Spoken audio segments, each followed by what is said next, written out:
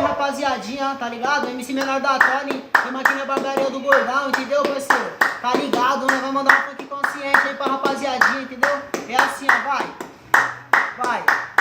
Joga na cara do boy, joga na cara do boy. Estava quadrada, puxa o gatilho se ele quiser dar de super-herói. Joga na cara do boy, joga na cara do boy. Estava quadrada, puxa o gatilho se ele quiser dar de super-herói. Mas o menor revoltado, aprendendo como que é a vida. Bem atento pra não tropeçar porque já perdi muito tempo da minha vida.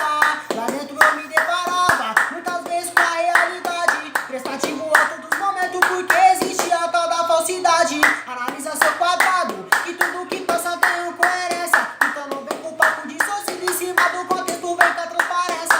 Analisa as ideias, pra você formar o seu ponto de vista. Tá querendo falar no meu espaço, o seu começa quando o meu termina. Visão de pato louco, tá querendo passar certo como errado. Capacitado pra arrancar a verdade das ideias, com nós você tá quadrado. Não vem pagar de cão, achando que você vai passar batido. Nós tá somando e multiplicando, passando a visão pra quem tá nos ouvindo.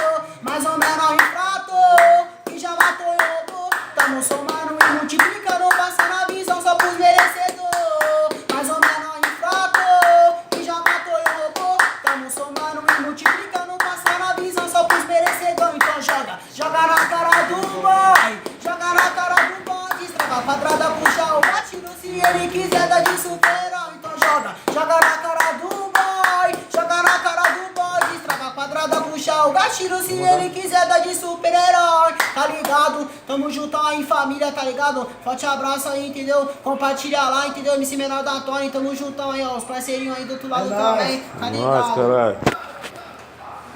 Nossa.